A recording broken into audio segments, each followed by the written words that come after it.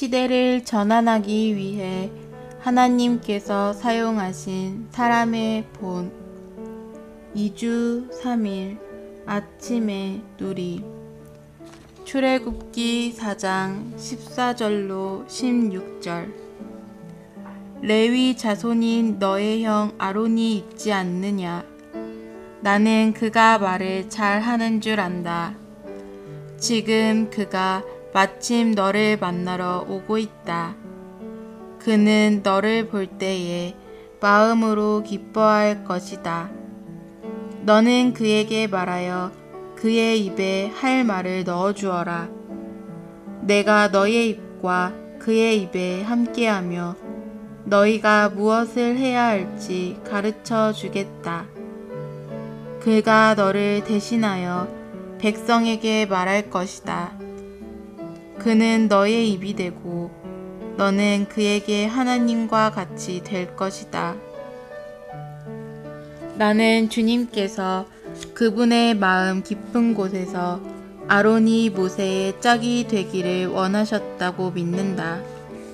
주 예수님은 제자들을 내어 보내셨을 때 둘씩 내어 보내셨다. 다시 말해 이것은 증거를 의미하는 둘의 원칙에 따라 내어 보내셨다는 것이다. 홀로 있는 것은 개인주의적으로 있는 것이며 다른 사람과 함께 보내심을 받은 것은 몸의 원칙을 따라 보내심을 받은 것이다. 그러므로 모세와 짝이 되는 아론이 있는 것은 신성한 원칙에 따른 것이었다. 이것은 하나님의 원칙에 따른 것이었지만 하나님은 모세에게 그저 내게는 너와 짝이 될 아론이 필요하다 라고 말씀하시지 않았다. 이 단락을 주의하여 읽어본다면 우리는 이것이 이미 하나님의 마음 안에 있었다는 것을 알게 될 것이다. 주님은 모세가 자신과 짝을 이룰 어떤 사람이 필요하다는 것을 깨닫게 되기를 바라셨다.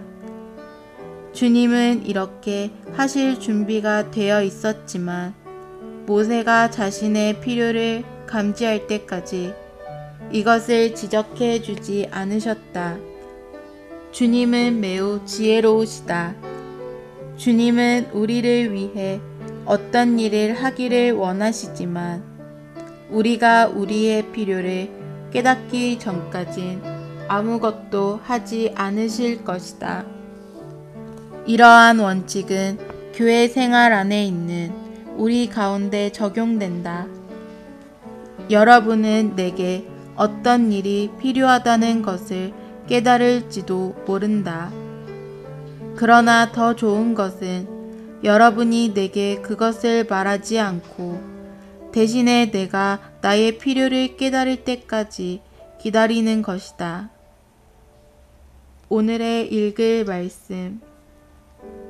주님은 신성한 원칙을 지키셨기 때문에 그분의 종이 개인주의적으로 되는 것을 허락하지 않으셨다. 모세에게는 아론이 필요했다. 그러므로 아론의 등장은 우연한 것이 아니었다. 하나님은 모세와 짝을 이루도록 아론을 예비하셨다. 이렇게 짝을 이루는 원칙은 오늘날에도 적용된다. 여러분이 주님의 부르심을 받은 사람이라면 여러분은 자신과 짝을 이룰 누군가가 필요하다는 것을 깨달아야 한다. 사도 바울이 주님을 섬기려고 나왔을 때 그는 개인주의적으로 처신하지 않았다. 그에게는 항상 그와 짝을 이룰 다른 사람들이 있었다. 고린도전서를 시작하는 구절이 이것을 입증한다. 하나님의 뜻을 따라 그리스도 예수님의 사도로 부름받은 바울과 그리고 형제 소스데네는 바울이 이 서신을 썼을 때에는 디모데도 바나바도 없었다. 그러므로 바울은 소스데네를 짝으로 취했다. 그는 원칙을 지키기 위해 우리에게 이름이 거의 알려지지 않은 형제를 짝으로 취했다. 주님을 섬길 때 개인주의적으로 행동하는 것은 신성한 원칙에 따른 것이 아니다. 오늘날 신약 경륜 안에서 개인주의적으로 되는 것은 몸의 원칙을 범하는 것이다. 우리는 개인주의적으로 행하지 말아야 한다. 오히려 우리는 단체의 원칙을 따라 움직이고 행하여 항상 우리와 짝을 이룰 다른 지체를 최소한 한 명은 가져야 한다. 우리와 짝을 이룰 지체들이 더 많을수록 더 좋은 것이다. 몸은 개인적으로 대표될 수 없다.